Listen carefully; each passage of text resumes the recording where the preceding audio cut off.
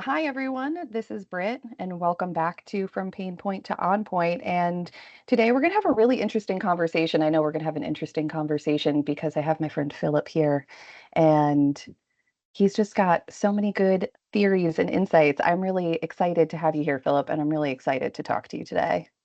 Thank you for Thank being you. here. Nice to be here.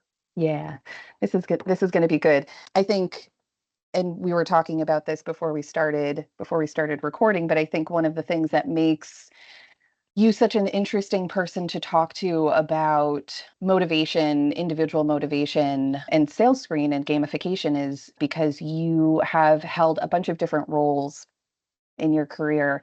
And in some of those roles, you've leveraged sales screen as a manager, and some of those roles you've leveraged sales screen as a user, and now you're selling sales screen. So you've kind of gone very full circle. And so I'd love to kind of just get some background on that journey, on that like transformation and over your career, and how this has kind of changed your perspective on sales motivation and just motivation in general. Okay, cool. So basically, I've done the classic sales career thing. I started as a sales trainee many years ago.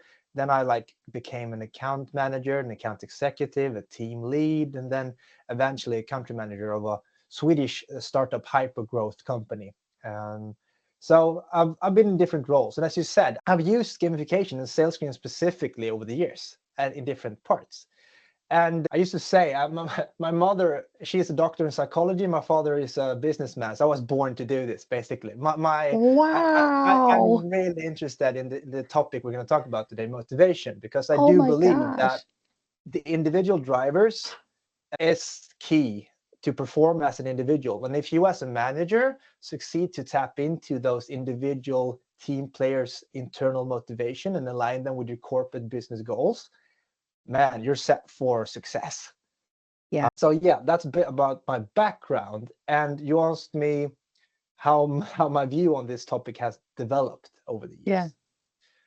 It sure has developed and it changed back and forth. But it actually, the real transition I made in my career was basically when I went from I understood that I want to climb the ladder to becoming a sales manager. And I felt kind of stuck where I was at the moment. I did believe that the place where I were at that time were the right place for me to take that step. But I also came to realize that this is not going to really work if I'm just going to continue what I'm doing. And that did something with me and my results and due to my lack of motivation, basically. Mhm. And if you try many times, you don't have any success with it, you get kind of like starting to doubt yourself and so forth. But just keep going, and eventually I did found an opportunity which I understood if I jump on this, just nosedive straight into it, and I give it my all, like my 100%, there might be a chance for me to actually take that next step. Previously I'd been in different kind of processes applying for sales manager roles, always ending up at number 2. We liked you a lot, but there was another girl or the other man that had more experience than you. So sorry, but Mm. we'll stay in touch, kind of thing. I understood, okay, I need to take a step to the side, not straight up. I need to start from where I am, build my case by showing on results, because in sales at least, results talks louder than words, Mm. basically. So that's what I did. My goal was to start as a senior account executive and claim the country manager role within a year. I managed to do that in 5 months. So that was a cool experience. But during that time, I started working with my mentality and my motivation. I started working with a high performance coach, and I kept on working with him for 3 years. And I really Wow. understood, wow, like limiting beliefs, it's pretty much what's holding you back from having success. And one of the core things we did, and I did, and then I later did with my reps that I was responsible for, was kind of tapping into that individual drive. Like, why are we here? And trying to align that with our corporate business goals. Because yeah, we can talk about internal motivation, but we're here to do business as well. So that's Mm. always need to be prioritized. But the fact that it is possible, and it's not that hard actually, to just ask some genuine questions about individuals and trying to understand where they're coming from, where they're going, and just trying to align it. And when you do that and you have those super clear individual goals, team goals, corporate goals, tools like SalesScreen is, I mean, you can track the metrics, because one of the key parts for having individual growth, business growth, is to keep showing up, doing the right stuff every single day. Mm. And it's really hard to understand which way we're going if we're not really measuring it or visualizing it, or making it easy for the reps to understand how they are actually performing, their hit rates and so forth. So by working with SalesScreen, I mean, I saved so much time, first of all, because my reps were aware of the basic stuff. So I didn't have to spend time in my one-on-one meetings talking about their performance that much, because they knew.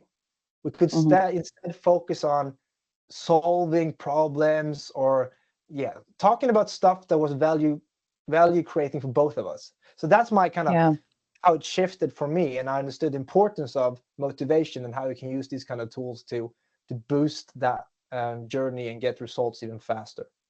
Yeah. That is super interesting. There's a lot in there that I want to. There's so much in that answer that I want to pull out and talk about. The first being that your father was a businessman and your mother is a professor of psychology. That is a professor of psychology, a psychologist. What was it? Doctor of psychology. A doctor of psychology. Yeah.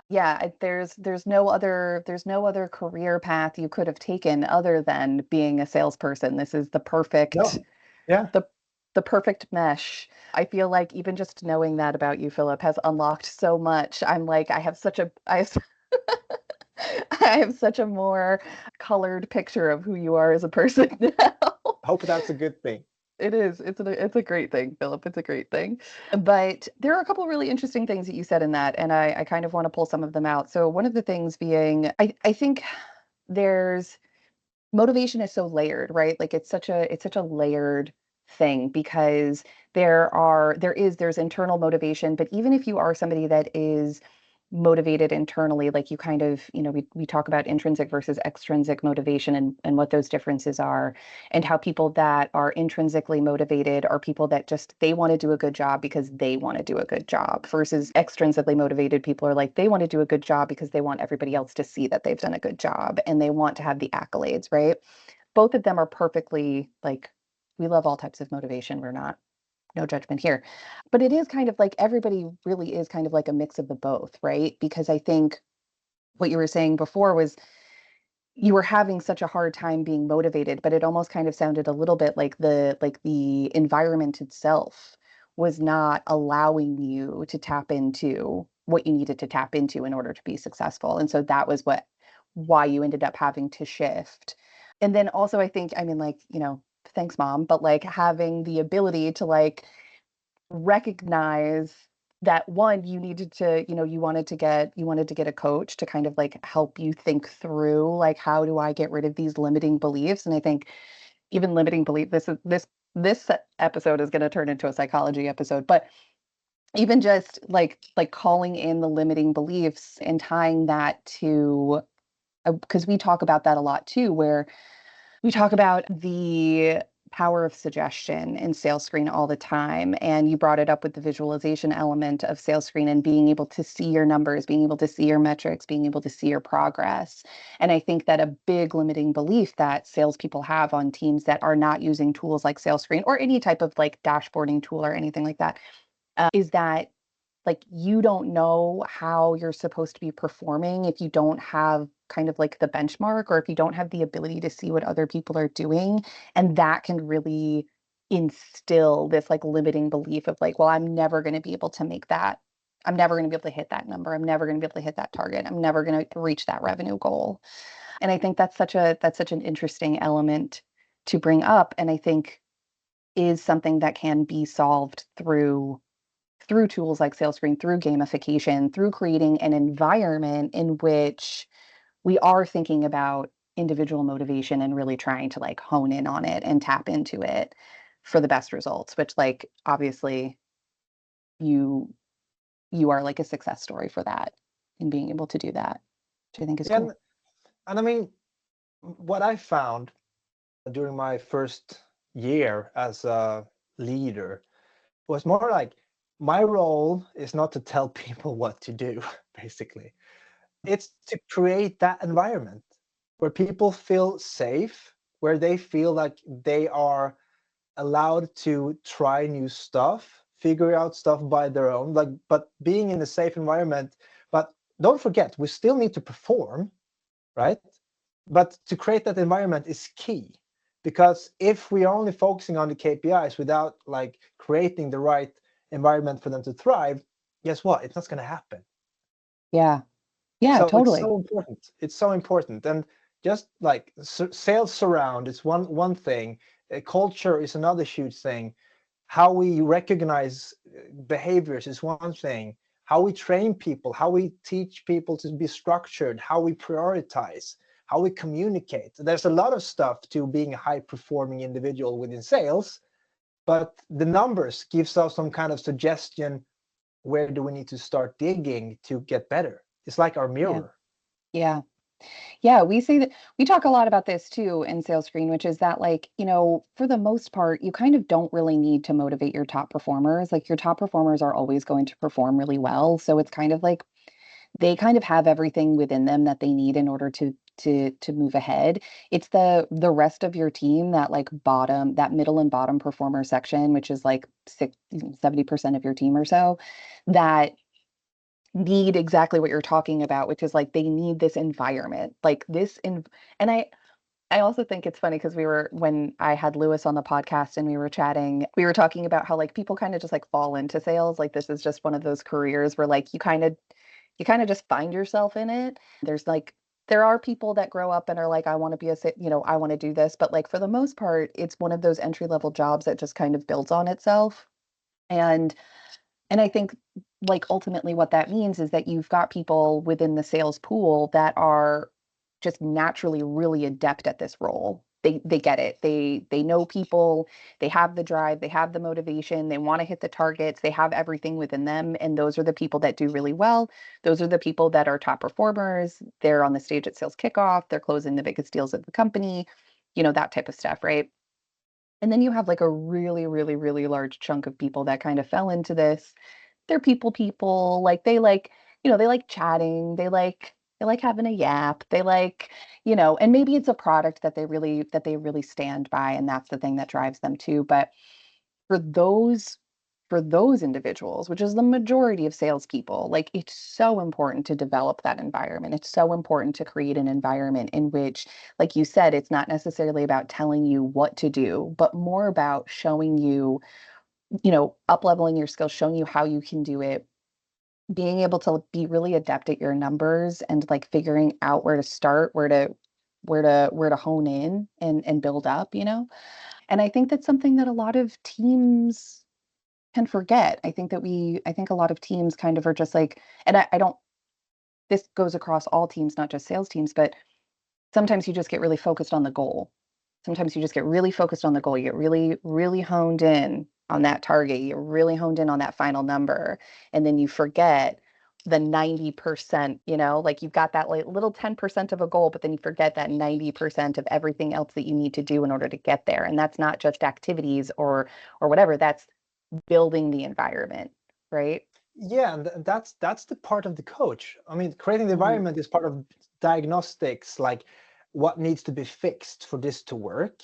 And I used to say, like, if you're only focusing on the goal, coming from sports, is like having your coach coming in after the first period, you were two under, telling you we need to score more goals to win. It's like, Well, yeah, duh. I know.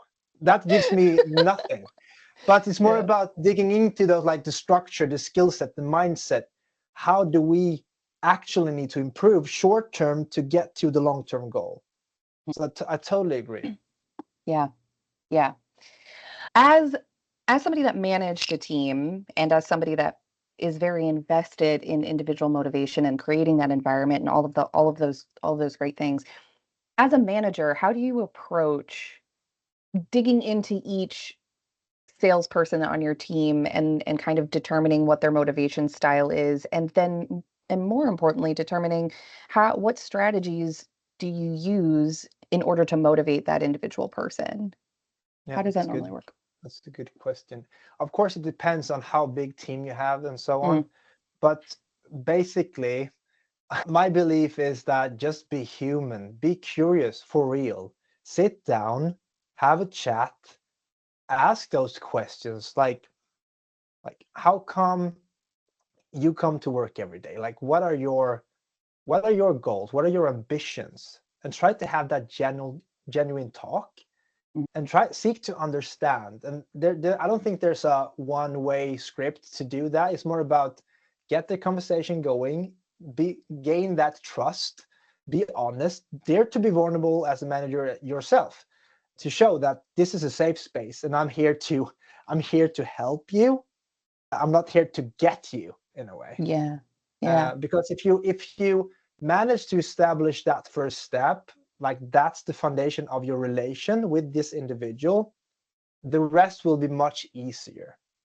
And some people are more interested in like monetary rewards. Some is more interested by gaining more knowledge or climbing the career ladder, or some people are they just want to pay their bills, and that's fine too, right? Mm, But yeah. if I just lead by this generic one way fits all kind of approach, expecting it to be successful, I think, because I've done that myself as well, and I've not been successful with that approach at all. Mm. So that's my take on it. Like invest time, 101, be curious, genuinely. Yeah. Yeah. And you know what, you bring up a really good point, which is some people just want to earn a paycheck. So some people just want to show up to work and they just want to get their paycheck and go home, and like they want to, they want to do a good job. I don't think that there's anybody that like shows up to work and is like, I really want to do like a shit job today, just like really No. crap the bed, Like I think that everybody shows up and is like, yeah, I want to do a good job. I want to get my work done. I want it to be of good quality. I want my teammates to feel like they can depend on me. I want my manager to feel like I'm doing the things that they asked me to do. But at the same time, like I think that there has been, and we've got a question that I'm going to ask in a little bit that I'm excited to ask you about. But I think that there's been a real shift in mindset of like how we should be approaching work. And I think it's like completely fine. Not everybody can be a top performer, right? Like not everybody can be the person that closes the biggest deal of the company. Like that doesn't go to everybody. That goes to one person. And so I think that it's like a perfectly acceptable reality that there are just going to be people that just want to show up and do the work and go home. And they don't want to climb the ladder and they don't want to be top of the leaderboard. And that's not that's not a motivating factor for them. And, I think that being a good manager is, I mean, one, recognizing how many of those people you have on your team, because you can't necessarily have everybody on your team with that mindset. You do need to have a couple top performers, but also just kind of like recognizing that, like, if we can hit the goals, if I have people invested enough and they can see that I'm there to support them in their goal, whether their goal is to be the top performer or to just do a good job and go home, then you're going to get the best work out of those people because like you said, you're creating that safe space of like, I'm a person you can share this information with. I'm a person that's going to help support you do those goals, hit those goals. And I think that's a really good call out. Yeah, and I mean, looking at self-determination theory, there's been a lot of studies on this topic, like what key factors is important for individuals to have internal motivation. And Mhm. basically three things. So one, they need to feel that they have the ability to learn and thrive and grow as individuals, like the skill set. The second is the autonomy. They need to be able to have some kind of control of how they do stuff and the trust from the Mhm. managers that I am able to do my job. The trust. Then the third one is the social belonging part. We have this human need for being part of something bigger than just ourselves. So Mm. just by having that discussion, even if you know that this is probably not going to be my top performer within 1-2 years, and just having that conversation with the person about what they want, the irony is they're probably going to perform better because they feel seen, heard, and they like you now. You have the trust established, and it's more like, I'm going to go with you into the fight instead of running the other way when the shit hits the storm. So Yeah. it's interesting how these kind of motivational factors play a big part. And then I believe everybody has the potential to be a top performer, but it needs to come from the within. And talking about, like, we are deep into these Bartle's player types, right? Yeah. And Yeah, we are. that was something really cool for me because I'd never heard about that before since I joined SalesScreen. But for me, it was like a super easy way to kind of understand the sales dynamics in teams, like the Yeah. people dynamic. But what I also understood, we always talk about the killers and the achievers as we label them as the top performers usually, the ones who have this drive. And as you said, they don't necessarily need that big of a push to do their job, but the socialites and the explorers might do. But my take on it, or this was my reflections when I joined, was that because the killers and the achievers, they have an understanding for their internal drive, their passion, their motivation. So that's why they are achievers and killers, because they It's such a understand how to align. That's such a good point. It's such a great point that like people who are externally and it's they don't fall into these buckets so neatly, but like for the sake of this conversation, I will put them in these buckets. But like the people that are externally motivated, like killers and achievers, they know they're externally motivated. Like they know that like the accolades, the acknowledgement, the recognition, the prizes, whatever, they know that those are the things that they want in order to be motivated and do their job well. Whereas like the explorers and the socializers, which would probably fall into more of a intrinsically motivated style, they may not know. Like they may not know. Like it may be, and I think that like as a socializer, as somebody that identifies as a socializer, I didn't know. Like for a long time, I did not know the things that motivated me because it requires introspection, right? Like it requires, and I think that we generally as a culture have the mindset of like, you go to work, you do the job is supposed to motivate you. Like, it's relatively new that we've started to apply these like motivational theories and psychology to our careers in like in this level, in this like tactical of a way. And so yeah, I think it's such a good call out that like your achievers, your killers, your extrinsically motivated people, they're tapped into that. They know what they need to do in order to get to the next thing. Whereas like your socializers and your explorers and your intrinsically motivated people, they may not be clued into it. And so that might take, as you said before, a little bit of curiosity to kind of dig in and figure out like what makes these people tick. Yeah, I mean, it doesn't have to be hard. It's just Yeah. ask yourself this question: why am I doing what I'm doing?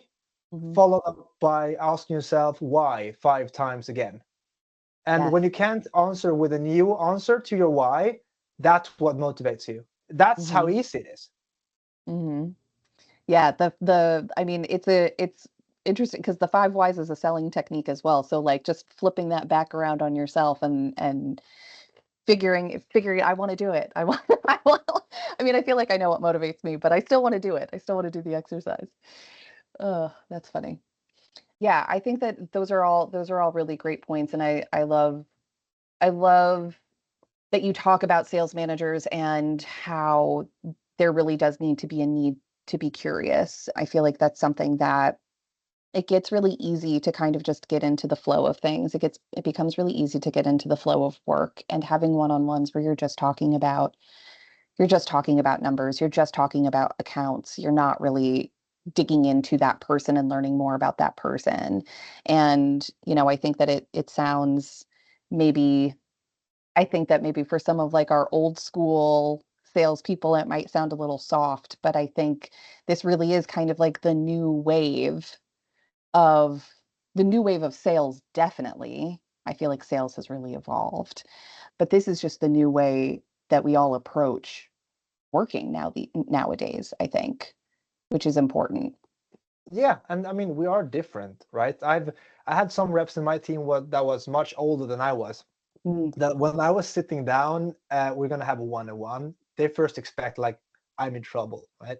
but that's so it's not everybody is used to it, and not everybody yeah. is comfortable with it either. But I do Yeah. believe Yeah. that the second an individual understands that you as a manager have good intentions and you are interested in helping out and we need to deliver as a team, what I've experienced, it like the shoulders just drop down, the voice get more like friendly, Yeah. and you can have those real discussions. And it's all about philosophy as well, like what do you believe about work life balance or life work balance or whatever. Yeah. I'm of the type of guy that thinks that we are one human being. I'm the same person at work that I am at home and so forth. So I believe that if I can have this need, I feel that I want to go to work. I feel it's balanced. I feel that I get heard. I can feel I'm belonging there, that Mm, I'm contributing. I'm taking my value to the working environment and contributing by building something big along with other people that I enjoy working with. I think that's a recipe that I would vote for it, and I would reuse it and reuse it and reuse it because I've seen the effects of it. yeah. Yeah, I totally agree. I think yeah, I like sales becoming softer. I think that's important. It is. And I mean like we've been talking about this. We've been kind of like skirting around this, but like motivation how do you feel that like motivation has changed over the years in the sales industry? And do you feel like there's been a difference? Do you feel like you felt a difference from when you started your career to now in terms of like how your managers or how companies or how even team members have approached engagement and motivation? That's a really good one. I'm not sure if it's you can like in general have an answer for this. I'm like career wise, I've been working with 200 plus different companies, helping them boosting their sales results and culture and so forth. And I usually find big differences between industries and well, like For where sure. do they have their headquarters, which country, and so forth, hierarchy, flat organizations, and so forth. But what I do believe and I have experienced is that the younger generation of sales reps coming in have a stronger sense for the recognition part. Mm, They are dreamers to a larger extent. They have this great mindset that anything is possible, which I also believe. yeah. But the hard thing about leading junior reps, especially, is that they don't know what they don't know. Yeah. So there's always this kind of oh shit moment when they go like 1 year into their careers, actually starting to understand what it's really about. And I don't know if it's that their expectations is not aligned with the reality and so forth, but I do believe there's a bigger need for us as leaders to kind of have those discussions with them early on to make them feel at least that we are genuinely interested in their career and being transparent about what needs to be done, set the right expectations and coach them, help them, mentor them along the way.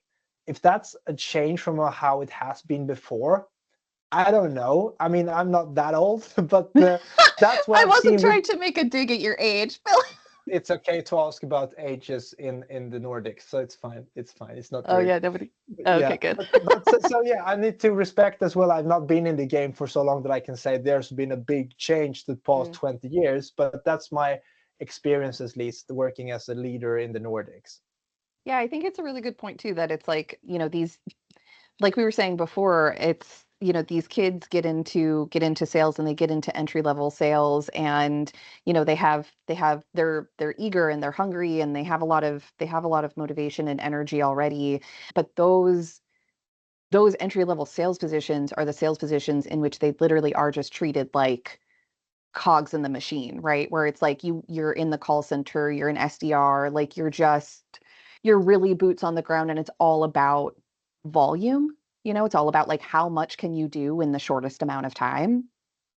And it's the total opposite kind of approach that you're talking about, which is like, no, engage with those people, find out what's driving them, and that will be the thing that will motivate them to do more. And we talk about this too with SalesScreen as well, where it's like, you know, who wants to sit and pick up the phone 50 times a day, cold calling people, getting hung up on, being told no, maybe even having people be rude to them or yell at them or whatever. Like nobody, it's not a fun job. That's not fun.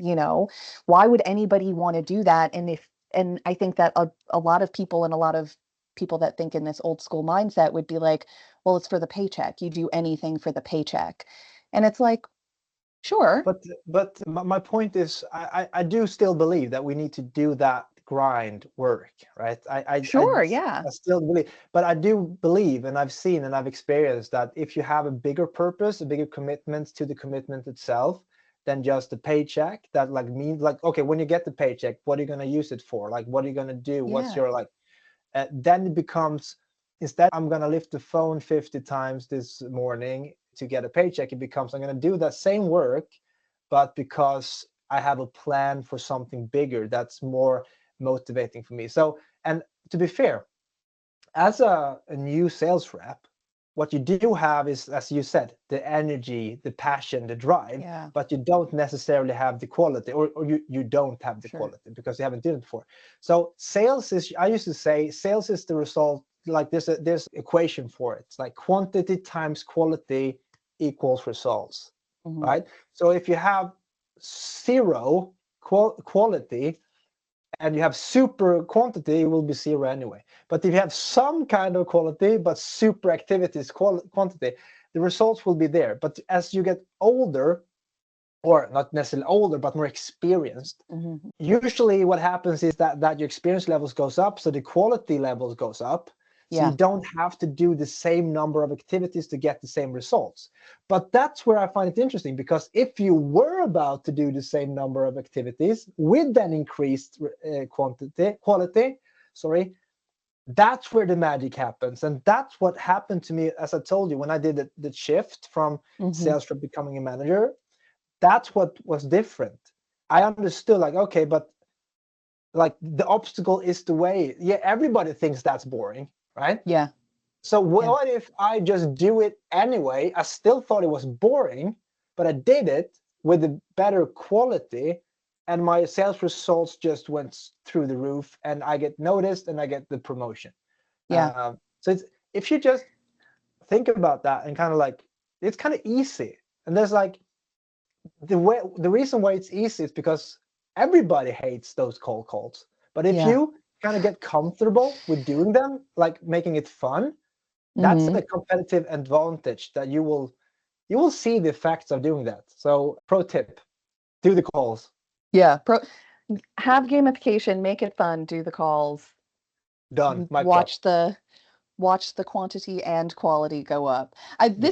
This is like a slight divergence, but I'm wondering, like, is there an argument to be made against, can you have the same amount of quantity and the same amount of quality? Or is it that if you are asking somebody to make 50 calls in a day, they're going to have kind of shit quality regardless of their experience level? Because by having to hit that volume, you sacrifice the quality of conversation or the quality of the sale, because you can't be as invested 50 times over in a day, right? Like, so like Yeah. how. Yeah. So the shift, that's a shift I've seen, especially in software or SaaS companies. Like Mm, it's become more and more normal that you have these as like SDR teams, like the ones who's just calling and mm, schedule mhm, meetings, and then you have the mhm. more senior reps like sitting in the meetings, closing the deals. And of Yeah, course, at some point when your quality is really, really good, it's going to be more profitable for the company to have you sitting in quality meetings instead of spending time on the phone. Yeah, for sure. So of course there will be some kind of break even where your quality is so good, so you would rather just have somebody else schedule those meetings for you, so you can just close the deals because you're better than anybody else to do that. But to get there, for most companies, they can't, usually most companies can't afford that kind of luxury, having an SDR team scheduling meetings for you. But I've seen, and I built those teams as well, and I've had success with it. But it wasn't in my journey, it wasn't possible to start with. I had to work with, like, everybody had to do everything. But when I saw the hit rates and I could see the conversion rates and understood like the timing of it, then I made the decision to actually just regroup some kind of people and hire a few new people and just build on the ones that had the kind of seniority. That also made it possible for me to build this logic career ladder for reps, which was also a way to motivate individuals. Like, it was super clear, like what's going to happen next and so forth based on your performance. And Yeah. Yeah, and that's a good point too, that I feel like that it's hard. Like moving up in sales is very difficult, and moving up, because I don't necessarily know. I mean, like in some bigger companies, there's like a very clear trajectory, but I feel like, especially in smaller startups or in like a call center style where like you're doing a lot of volume, it's either that like there's not a very clear career path, or the career path is very short and is very competitive, because there's like, there's only if you have a call center and you've got 100 people on the floor making calls all day, you could have like 3 to 5 managers, right? Maybe. So it's like, that's how do people move up and out of that? Like it feels like it's not a place for growth. no, my take on that is, as long as you are as a company and as a management team are aware about what kind of deal are we talking about here, like how long do we expect a rep to stay, and if that is between 5 to 12 months, that's fine if you have that kind of structure. But if you expect them to stay 2 years, 3 years, which is a long time today, Yeah. and you don't have those kind of structures in place, don't get surprised when they quit. So it's like more about being aware about what do we actually want, and what are we communicating, and what are we actually doing. Because I've seen a lot of companies out there, like they say one thing but they do something totally different, and that's just not proficient. Yeah. Yeah, I agree. All right. My final question to you, Philip. This has been such a fun convo. I love digging into the psychology of it all. If you could give sales managers a piece of advice about motivating their teams effectively, what would it be? Invest your time in individual conversations, one-on-one. Don't be afraid to ask questions and like try to understand them, and use that conversation to align their individual goals with your corporate or business goals, and involve them in creating that success plan so they have ownership to their own numbers, the budgets, and so forth. So that's my advice. I think that's great advice. And buy SalesScreen. But I think My that's great secret, advice. yes. No, I'm just joking. Well, I mean, you should buy SalesScreen, but that's not what this podcast is about. Um, that's awesome. I love that. I think that's great advice. I think that's advice that spans sales managers. All managers should take this and move forward with it. And I think that's such a key piece, aligning their personal goals to the corporate or team goals. I think that's really important. But yeah, thanks so much, Philip. This has been such a great conversation. This has been so much fun. I've had a really good time talking to you. So thank you again for being on the podcast with me. Thank you. You're welcome.